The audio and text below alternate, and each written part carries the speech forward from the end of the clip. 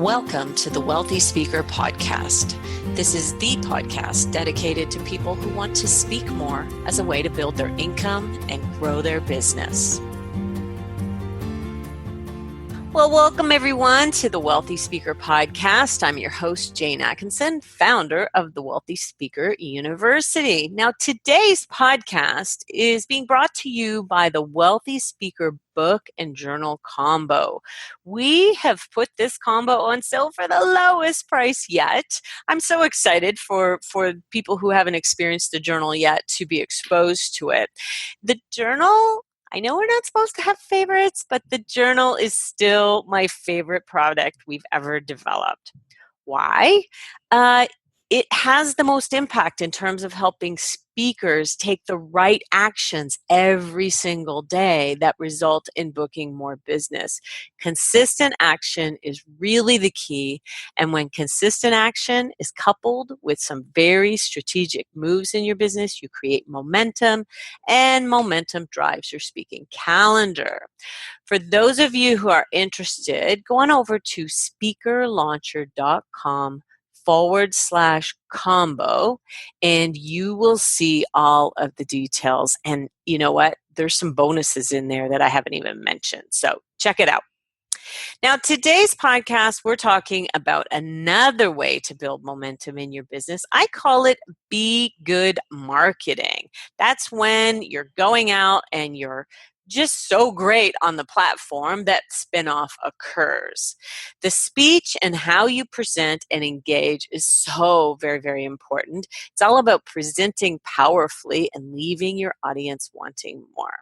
Now, our guest expert today is Sarah Hilton. Welcome, Sarah. Thank you. So happy to be here. So happy. Well, let me read a little bit of your bio and then you can fill in some of the blanks. Today, Sarah will share the world-class speaking process. She's been certified in that and will make your presentations, then that will help make your presentations more memorable. Sarah has applied her world-class speaking skills in her own business in the nonprofit sector of mental health for over 20 years, but also has been working as a presentations coach where she has taken many of her clients from ordinary to extraordinary, from great to epic. And epic is really our goal. Sarah, fill in the blanks on this bio. What do we need to know about you and your business? Fabulous. Well, the reason I said I'm so happy is because my favorite topic in the whole wide world is how to create the Epic Keynote. And just like you, Jane, we've had these conversations, which is so exciting. But my background is in mental health. But one of the things that I recognized and other people recognized in me is when I brought mental health to the stage, I had a way of not only helping the audience feel the most comfortable that they could feel in this really difficult and challenging topic sometimes, but also we had a lot of fun. And so when I looked at kind of where's my niche in the speaking business and the coaching business, it really came to helping others build their presentations, their stories, their connection to the audience, and taking it to the next level. I love it. I love it. And, it's really great when you identify your sweet spot as a coach. I kind of know where mine is and you know where yours is. And so we're talking about engagement and connection today, which is so incredibly important for having people leave feeling like they got to know you, like they were a part of things. How do you connect with an audience? Okay, so let's say the lights are low. The stage lights are high. You can't see the faces. This is when you've kind of gone from those hotel meeting rooms and the lights are high and you can see everybody up to an actual kind of keynote, maybe IMAGs on either side. That's kind of the vision that I have with a lot of my clients. When you can't see past the third row, how do you connect? What's the secret sauce there? The secret sauce is definitely in creating the big wow right off the bat, creating that wow that makes the audience get uncomfortable almost in their seats, like, wow, what's going to happen next? And you don't have to see the audience for that. It's a feeling you get and an emotion you get because you know what? You're prepared. You're ready. You're committed. You've done all your research. You are ready to take and own the stage. And it's so funny because you feel that energy in the room and you know when it's not working. So to start with, the secret sauce is to start out that way. Okay. Go in there prepared, committed to make a difference.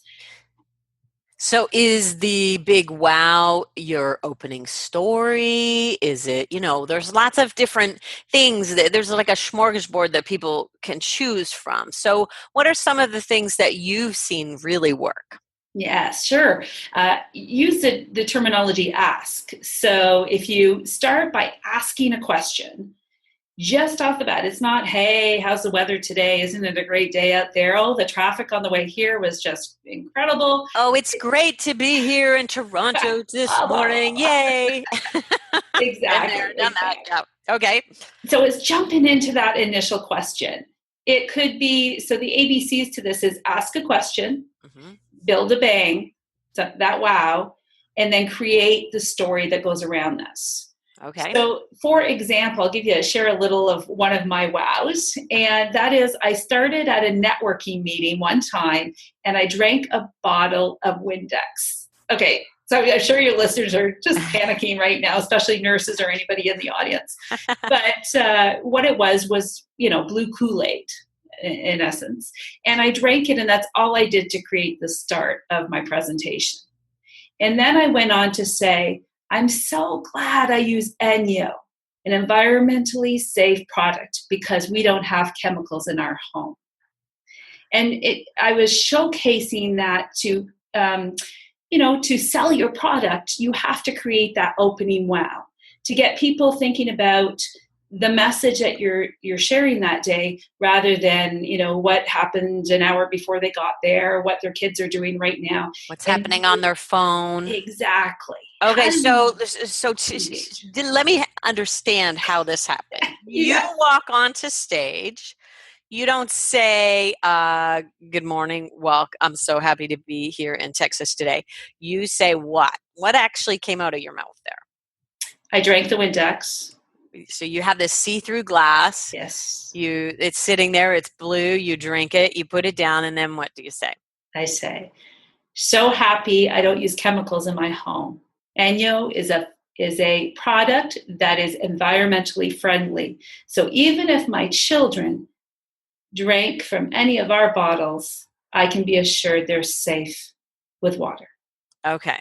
So your point was about, lead me a little bit further down the path on that. So this presentation was about how do you sell your product and create the wow. So I knew my audience, and my audience were people that sold things like Enyo or things like Party Light or candles or whatever their product was.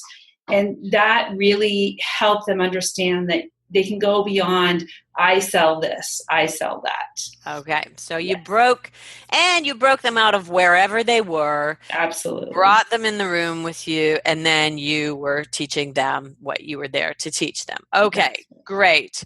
So there are probably, so that was an opening story.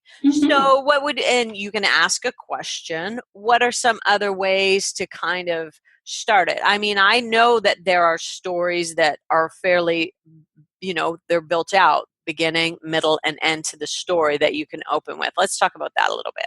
Sure. So stories are obviously very important in taking the stage, sharing stories. And there's different formats to sharing stories. One of the ones that is great for an opening, again, to engage the audience, to get them into what you're going to talk about for the next 45 minutes or an hour, is the then, now, and how technique. Ooh. So then, how was life, or how was the situation or the experience then? For you or your client, or depending on the story that you're telling. And then, how is it now? How are you experiencing that same kind of thing now? So for instance, my first presentation was a bomb. The audience was not engaged. I went in there and I got paid $500, and I was really excited. And I went in there and I was not prepared. And I didn't know my audience well enough to present to that audience. I hadn't done my research. Okay. So I shared that example of then, that's how I presented. then I share a story, the same kind of mirroring effect of how I present today. I do my research. I look for opportunities to do activities with the audience to anchor my messages. I feel so excited about the follow-up of my presentations and all of the journey that goes with running a business of a speaker. So that's me now. And then I ask the all-important question. What do you think got me from then to now and how I present today? And I moved to the center of the stage to talk about the how, because the how is really the message that you're selling that day on stage. And for me, it may be something like, I use the world-class speaking tools to help me present memorable messages. Today, you're going to pick up those tools so that you too can take the stage with your message and story. Okay, nice. So I like it a lot. now, how? Then now how? What are the world-class guidelines on eyes? Because I know that, tell us a little bit about world-class speaker and where it came from and everything. Sure. So world-class speaking comes from one of the champions, 1999 champion of public speaking, Craig Valentine. Mm-hmm. And it's interesting you say the eyes and all of that. I know that's a Toastmasters thing, right? It is. And one of the biggest pieces I think that has been ever-changing for my business is when I talk to people about how do you engage the audience with you-focused questions. So for example, I could say, I read this book last week, and her name is Brené Brown. And instead, I could say, raise your hand if you've ever heard of Brené Brown. Mm-hmm. Because now I'm engaging with the audience, and I'm not going to share something that doesn't fit or does fit with where they're at. Okay. And if I only see two hands up, I know that then I go into a little bit more detail about who Brené Brown is, for instance. Tell a bit more about it. Exactly. Okay. And so, I mean, we're not saying that you can never use I, because you're going to have I in some of your stories. That's just kind of logical. But I think being aware of it is certainly it makes it just a little bit more interesting, don't you think? That's right. So you could, like, for another little example is, how many of you are from Ontario? Mm-hmm. You could do that, right? Or you could say, are you from Ontario? Mm-hmm. And it makes it much more engaging to an individual, because the bottom line is, in a lot of these conferences, is you may never, as an audience member, see the person that sits beside you again, if it's an open conference. Mm-hmm. Or you may only see them once in a while. So the more the speaker can engage with one or two, even though they're speaking to all, the better it is for them to feel engaged in the presentation. Okay, fair enough. I have been using the Imagine technique for many, many moons, and I tried to change it. Only once did I not use it, and it turned out that the opening instead was very visual, and the only room I've ever been in that had the lighting was so light that you couldn't see any of the slides. It wasn't a meeting room. It was not designed for that. And so I went immediately back to it the next day. I went back to my normal. So my Imagine sequence starts with, imagine you're having the perfect day in your life as a professional speaker, and it kind of goes on and leads you through getting a $10,000 fee and the limo waiting at the curb, and you're signing lots and lots of books and you're adoring fans and what have you. What do you think about the Imagine sequence? Well, I'll put it very simply. I think we were trying to gauge this the other day, but 12 years ago, 10 to 12 years ago. Right. And I will never forget that. And I still use it today. Oh. I still use that vision of myself where I want to be in the next part of my journey. So does Imagine work?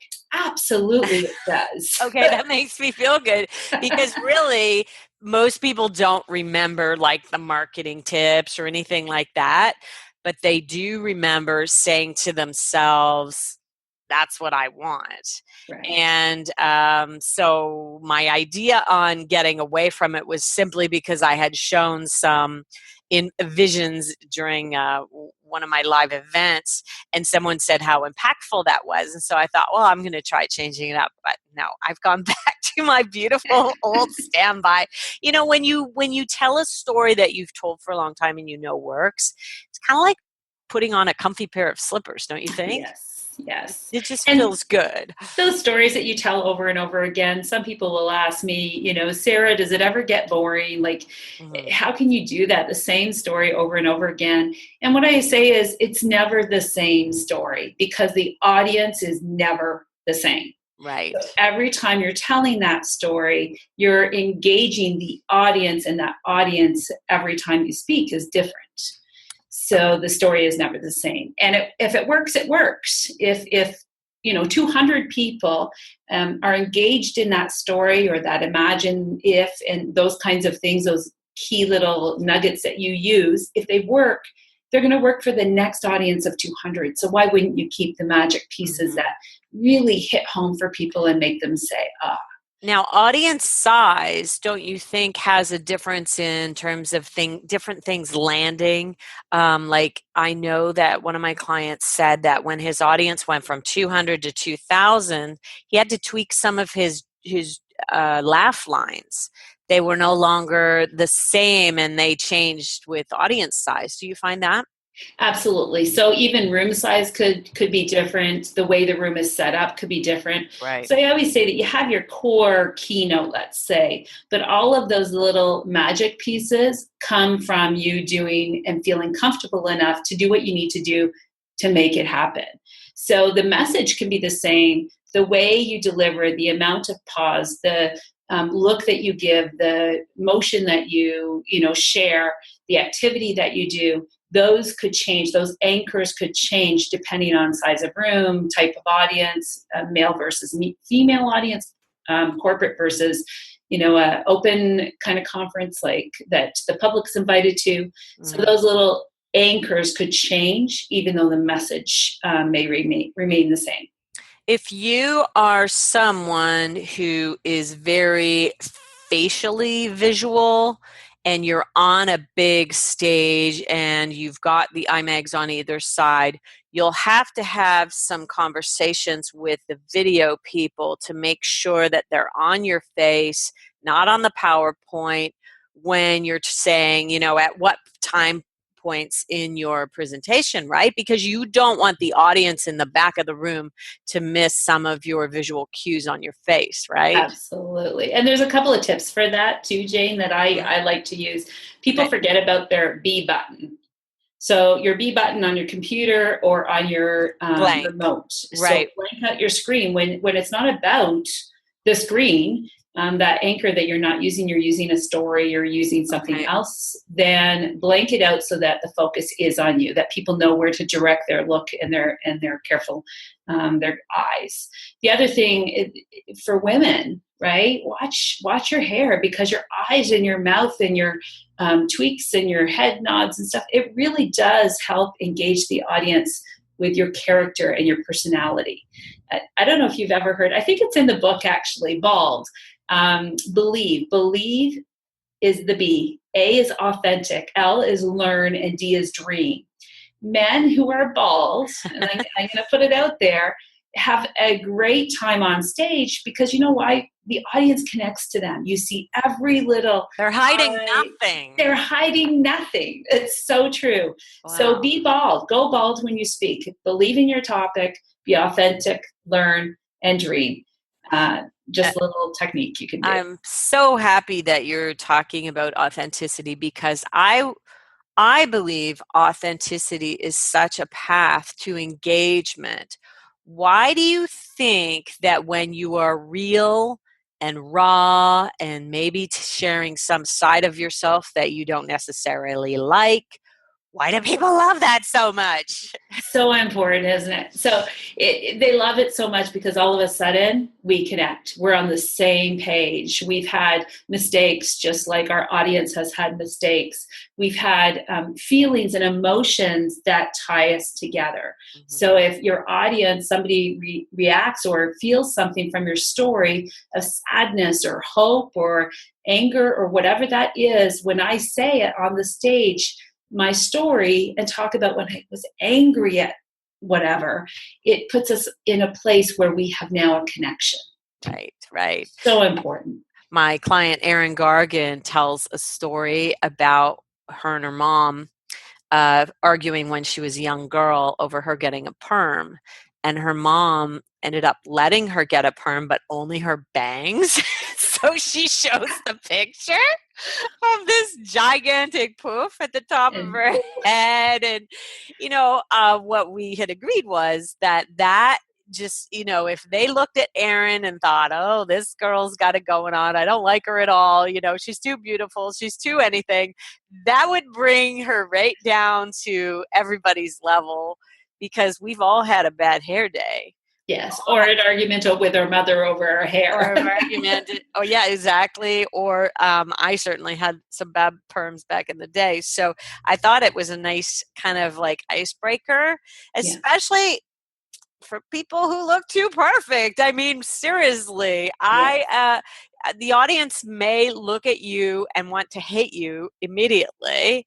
And this is just a nice way to just lower the bar a little bit in terms of lower the inhibitions. Because there is some judgment when you take the stage, right? People want to know, how is this person going to help me in my life or my work or whatever. Prove it. Yes. Yeah. So as an engaging opener, do you encourage people to have a story that was not a great day in your life? Is that something that you think might work? For sure. That can definitely help. Just like we said, starting with the then, now, and how. So the then showing that not so great. I think, though, we can't put a label on to say this is how you start that presentation. Right. So you have to look at, okay, so what's the audience hoping to get out of the presentation? Who spoke before me? Like what kind of energy was? I get known to be a speaker after lunch. And I'm kind of known for that in a couple of different circles. And the reason is because my presentation starts out a little differently and makes people go, wow. And secondly, I have a lot of activity, whether I'm speaking to 200 or 1,000, where people can be moving and engaged that way. So after lunch, I'm a good placement. Okay. So really, people are full and they're a little bit tired, and so something energy to get the energy flowing again after lunch. Right. Talk to me about interaction. We hear the rules, quote unquote, the rules that this is how it should be done. What do you think? I've said to people, what feels right? Do what feels right. There are no rules. What do you think about interaction, and how do you think it can be done based on audience size? Let's say we're up at 1,000 people. At what kind of interaction can you have then? Absolutely. So I love interaction. I know, and I feel confident in how I interact with the audience during the presentation. I love interaction because I feed off the energy of the audience, and that gets my energy flowing as well. So if there's an opportunity to have an actual anchor as an activity, I will find a way to do it. Saying that, if you can't own that to a large group by meaning that you have difficulty re-engaging them to get them back into the presentation, or you lose a few people, or you're not very clear on your activity, there's lots of reasons not to do those kinds of activities in a presentation. Right. I think a couple of things is preparing for it, planning for it, practicing it with a group of 2 or a group of 200. And how can you do that? You can do it in those kinds of presentations where perhaps you're testing something out. There was an opportunity to speak. It's not necessarily part of your business speaking where you get paid for speaking and you build follow-up relationships, but it's an opportunity in your community to try something new. I like it. So yes, activities are fantastic if I'm an audience member. Personally, I love them. That's how I learn. But they're not for everybody. Okay, so there's the standard turn to your neighbor, discuss this, and then whatever. Talk to me about what the ones that you think are kind of like the easiest to do and that you like. to Sure. use? So there's great speakers out there, great coaches out there that will tell you, remind you, I guess, to say your audience may not be able to have that conversation with the person next to you without a little preamble or a little thought process to make that really proactive or a learning style, let's put it, because you don't want to just turn and then them start talking about the cake they made last night. Right. You really want them to be focused on the activity for what it is. Okay. So yes, that's an easy one, your neighbor beside you. I personally love the ones where people do get on their feet. And I love the ones that create some kind of energy, meaning touch, which is odd, but a touch, whether it's their own touch or a touch with another audience member, like a handshake or whatever that case may be, where there's times to use other senses. So they've been looking at you, performing on stage and taking the stage. Now they need to do something to reunite their senses. Hearing, touching, smelling, whatever that is. How do you get them to engage their senses, their other senses? Okay. I like that. One of the things to call people back, Sarah McDaniel gave me this beautiful bell, ching chimes that you cling together. And I love the idea of it not being my voice that brings them back, it being some other third party thing that brings them back, because that sound is so unique, you can't miss it. Right. I use a blinged out whistle. So it's all blinged out like diamonds, and I use it for the same reason. And sometimes depending on the audience, but if it's a women focused conference, let's say, I might even throw in the, if you remember The Sound of Music, where the colonel called you with your whistle. I'm not calling it that, right? Okay. So, yeah. But it does. It's a different sound. It helps us, engage again, re-engage. Okay. Absolutely. Nice. All right. So are you wanting to engage for an hour or build a relationship that will lead to signed contracts months ahead? What does that mean? So for me, and I'm going to talk a little about the mental health piece just for a minute, Jane. Oh, sure. When I first started doing mental health presentations, I had the typical group of people that come up after and line up at your table afterwards, and they'd share their mental health stories with me because I was just on stage talking about mental health, talking about my father, sharing some of those authentic stories, and it gave permission and a connection, and they would share their story with me. But it didn't go any further. That's where it ended. So I go home and I've connected to these people, and really what I thought was, oh my gosh, what are they going to do with that information now? How do they have support to carry on that idea or thought that we may have shared that day? Okay. So when I talk about engaging your audience beyond, it's what do you leave them with? What is their exact next step so that they still can have extra pieces of you in your message? Okay. So how are you connecting with them? Have you given them a way to connect? If you have a book, that's usually easier because now I can buy the book and read more about you and learn more about that message. Okay. But if you don't have a book, there's lots of other ways to engage the audience 3 months from now, 6 months from now, or a year. If it's a conference, make sure that you also are engaging with the conference. What are they called? Yeah, coordinator, right? Mm-hmm. And because they'll have another conference, and if you keep that relationship with your 5-touch system kind of after the conference, you'll have a better chance of coming back and speaking on another area of your expertise. Okay, so what you're saying is that we want to make sure that we're going beyond this one presentation. We might have a call to action that says, there's a great book here. I'll be available to sign it, whatever it might be. You can sometimes get your conference coordinator to say things like that on your behalf, which is kind of nice when they'll do it. My goal is that you have all the books pre-sold and that there's one at every spot. And then you then are there to sign the books afterwards.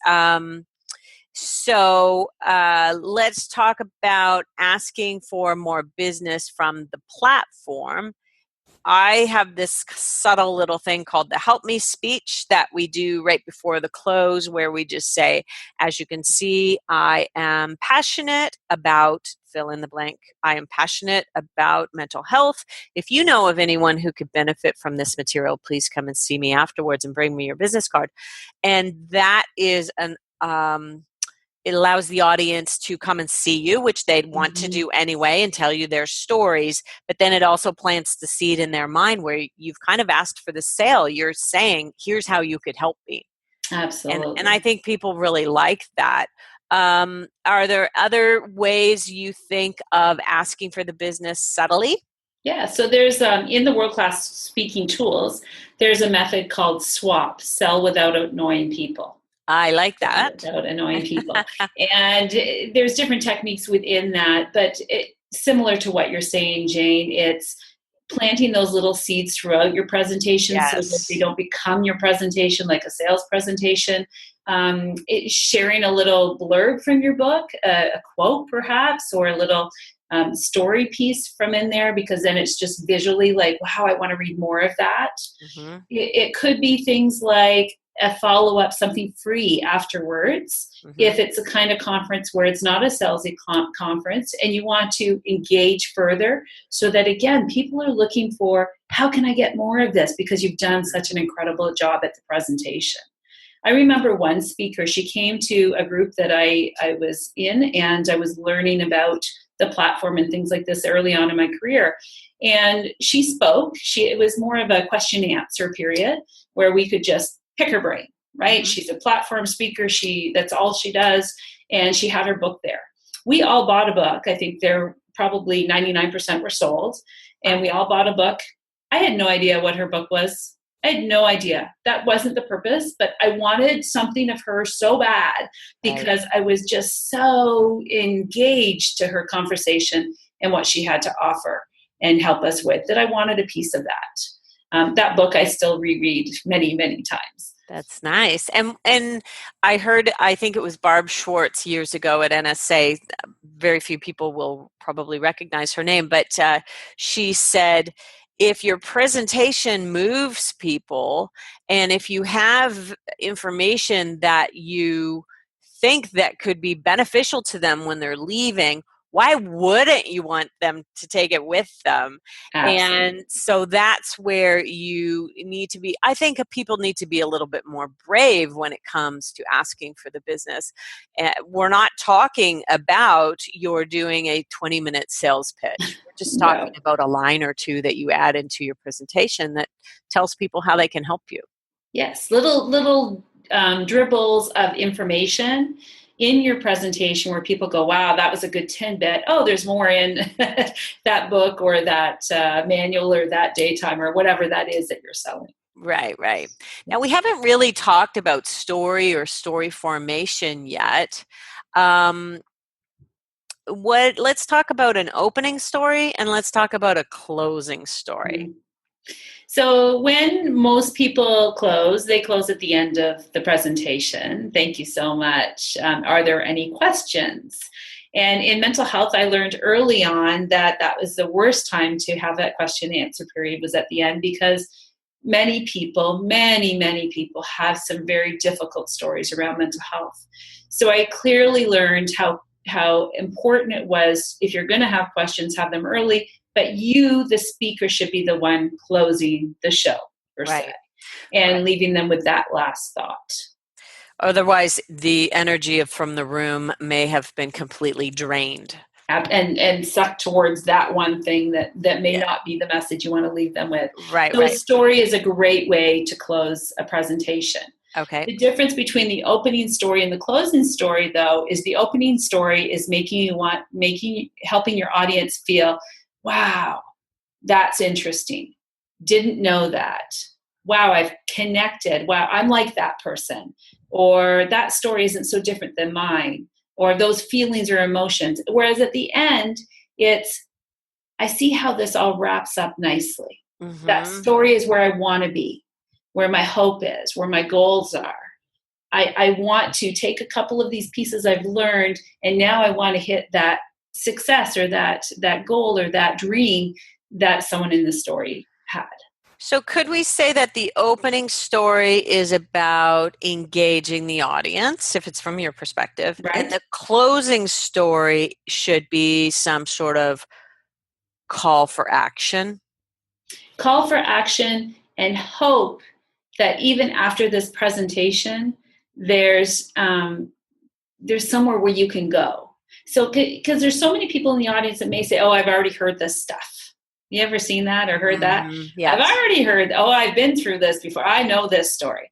Yeah. But you still want to leave them in that closing story with, "Wow, imagine if you could now use it, take action, as you say, call to action, but also find that there's an incredible amount of hope to reach another level that you hadn't even considered." Possibility. I like that. Possibility. Okay, cool. That's really good.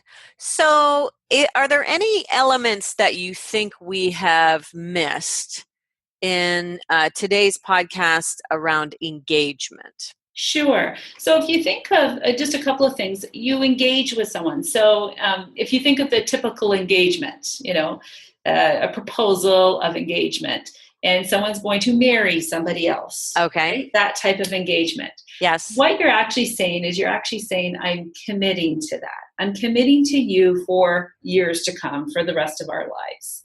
And I believe it's the same kind of thing.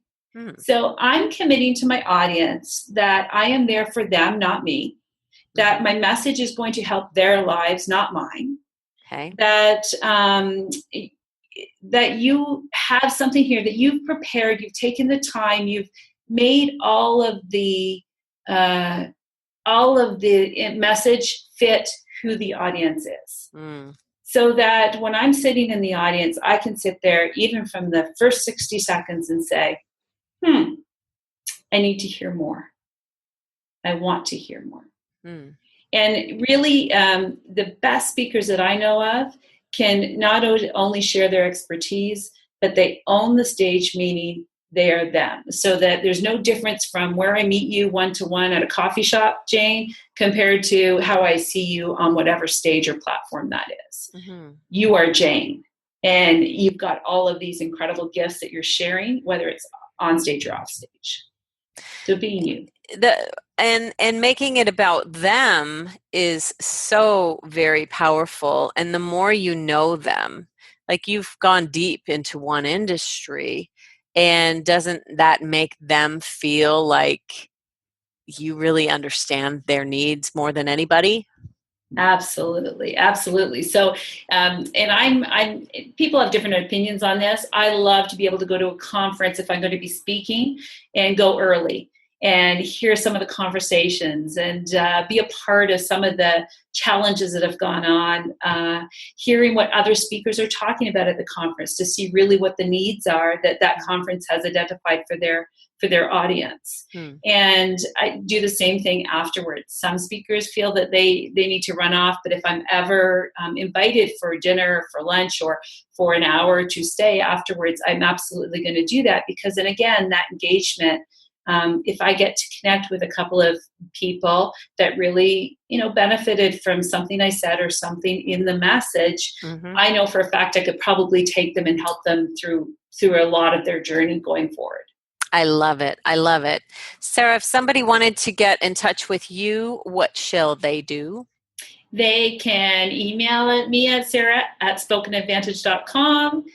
They can look on our website, spokenadvantage.com. And we obviously have some great social media work being done to talk about more about this kind of thing and about how to engage with your audience. Awesome. And we will put those in the show notes. Sarah Hilton, thank you so much for your time today on behalf of our audience. I really, really appreciate it. Thank you. So much fun. It was great to have you. And audience, if you are listening and you have enjoyed what it is that you've heard, will you do me a favor? I have something very specific to ask you to do. Would you email me, jane@speakerlauncher.com, with podcast in the subject line? I would like to hear, number one, where did you listen to our podcast? And number 2, did you find the show notes helpful? We've been putting some time segmenting into our show notes, and people have really appreciated that. And I would love to hear your comments and feedback on your enjoyment of the podcast. So with that, we will say thanks for listening, everyone, and we'll see you soon, Wealthy Speakers. Bye for now. Thanks for listening to the Wealthy Speaker Show. Please visit speakerlauncher.com for your free Wealthy Speaker audit, and visit speakerlauncher.com/podcast for show notes and many more resources to help you catapult your speaking business. See you soon, Wealthy Speakers.